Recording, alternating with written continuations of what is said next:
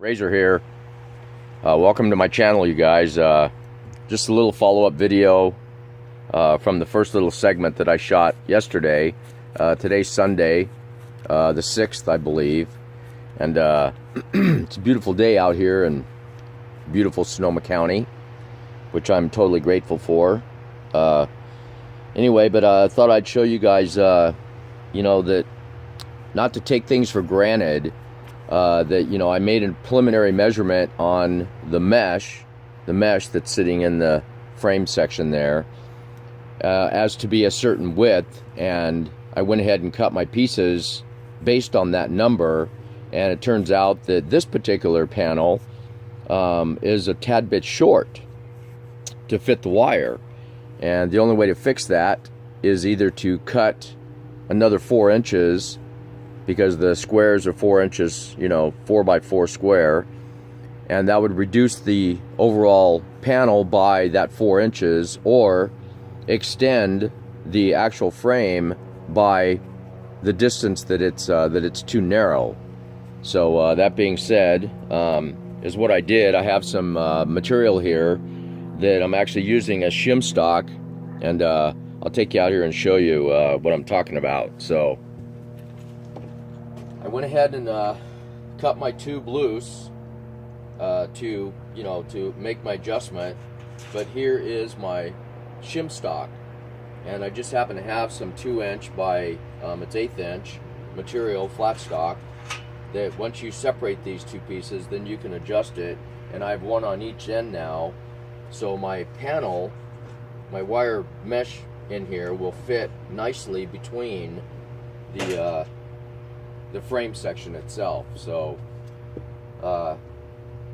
again, as long as I've been doing this stuff, you'd think that I'd know better, but it just stuff happens.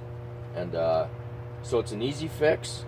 When this gets welded and finished, no one will ever know that this cross piece right here was basically 3/16 of an inch too short. So that's the whole idea, and that's the beauty about working with metal, is that you can always replace it if you wind up with a situation like this where it's too short. So that being said, I'm ready to start tacking this together now.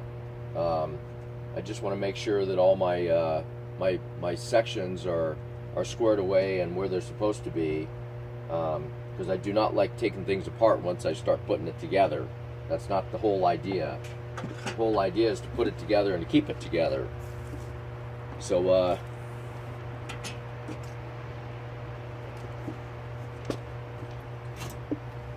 me and as you guys know, there's something about the welding that that gets him all excited, and from day one I've never been able to understand that, but I get a kick out of it every time, I swear. So I just make sure that if I'm going to tack, that he's not directly under it, so he gets a spark in his eye. Apparently there's something with the dog's eyes that they don't get flashed. He's seen many of tacks and many of welds that I've done in the past, and for some reason it's never affected him. So I think that's kind of cool in itself. But I just want to make sure that even though I have a plate under here, a 1/4 inch gusset, if you will, to line my tubing up so it's nice and flush. So when I weld this and grind it, it should come out nice. So we're just gonna do some tacking here and put this thing back together. All right, Boober, look out. You mudhead. Yeah, you're a mudhead. Okay.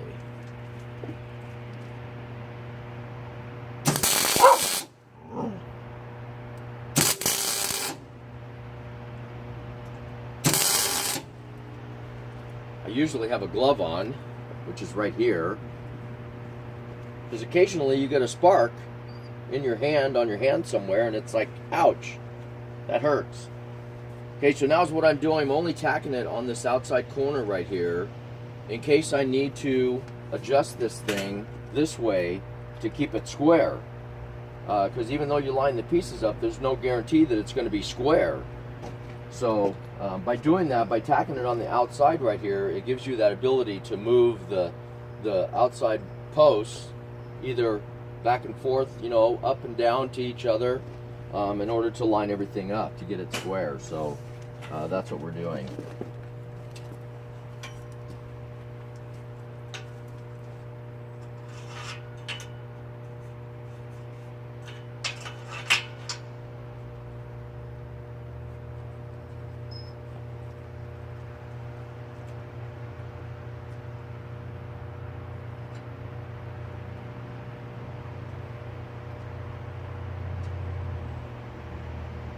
Making sure I like everything here before I nail it.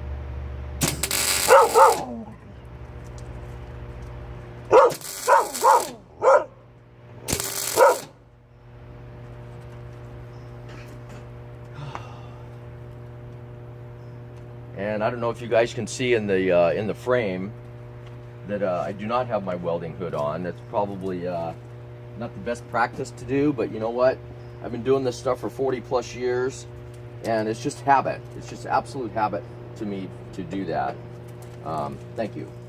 So that's Booger's little toy. So anyway, now that this is tacked, I've got my my strap here ready to go to make any adjustments that I may need. The only problem is I don't know if I need to adjust it from this direction or that direction. So let's find out. So we'll stretch a tape across here.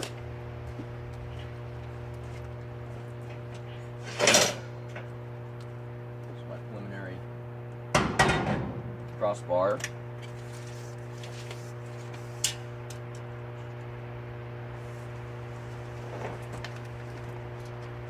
Okay, so it looks like 124 1/4 on this side.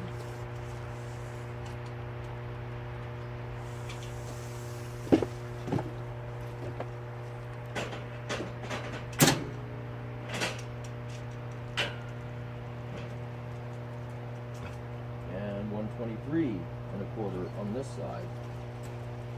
So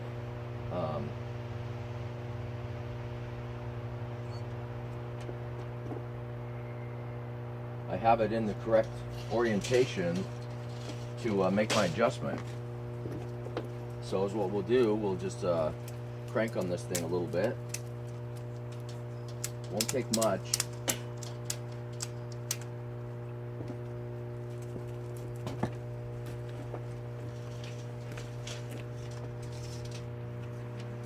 See if I can reach that. Okay, so we got 123 and 5/8, and I think that's where it's supposed to be, if I remember from yesterday.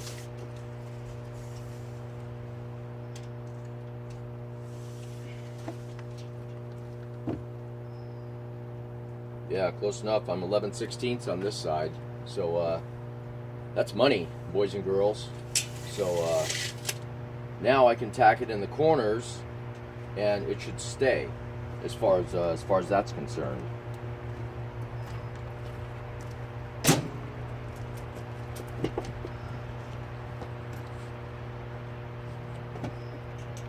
Look out, boobers!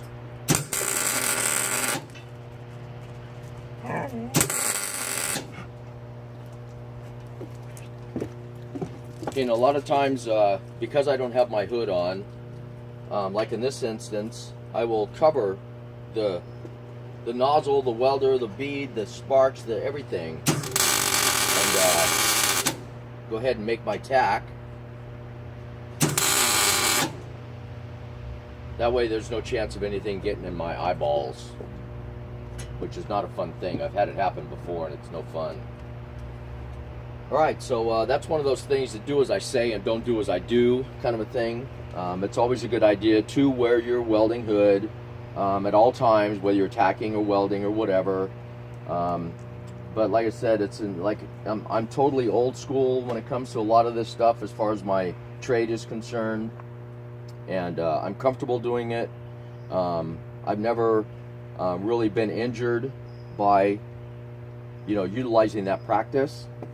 So but that doesn't mean that it's okay for anybody watching to go ahead and develop this practice. So they make the automatic hoods now. Almost everybody makes an automatic hood now. So it's probably be a good idea to don the hood and to follow those procedures, unlike what I'm doing right here. So you'll have to forgive me on that, but like I said, that's old school with me, and it's just a practice that I've been doing forever. So anyway, I'm going to cut my crossbar that goes down on the bottom side of the wire there, and go ahead and tack that in, and then I can go ahead and weld this whole thing up. So that being said, you guys, I know you've seen welding before. This is nothing new to you. I'm just kind of showing you this little job that I have. I have to make a total of 4 panels. They're not all the same size. They're the same width, but not the same length. But anyway, we're hopefully going to get these done today. So I need to do a little additional work that I have to wait for the welding store or the metal yard to open up tomorrow. Because I'm actually going to put flat stock in along the inside perimeter of the frame here, and that is what's going to actually capture the wire, so I don't have to weld the wire to the tubing. This is all galvanized, and for those that don't know, when you start welding galvanized, whether pipe, this, sheet metal, whatever, you better have a respirator on, because I forget now what they call it. I think it's galvanized poisoning, I think is what they call it, the medical term, and that stuff will make you deathly ill. So if I can avoid welding on galvanized, I will. And so in this particular case, we're going to sandwich a piece of flat stock, probably 3/16 by 1 inch wide. Then we're going to put a rail, if you will, on the bottom. The mesh will sit on that rail, and then I'm going to capture the top of it by putting another piece of flat stock on, and the flat stock is what's going to be welded to the actual frame. So basically the wire will be floating inside this framework. So that being said, you guys, thank you for stopping by. And I commented on Adam's video this morning that he made my Sunday, because his are more enjoyable to watch than mine. So anyway, but I know some of you guys out there kind of enjoy my videos, and I appreciate that more than I can tell you. So that being said, I'm going to shut up, and you guys have a great Sunday, and be careful, and everybody be safe out there. Okay, so Razor Race, and thanks a lot for watching. And if you haven't subscribed, you know what to do. So anyway, I'll talk to you guys later. Okay, take care. Bye.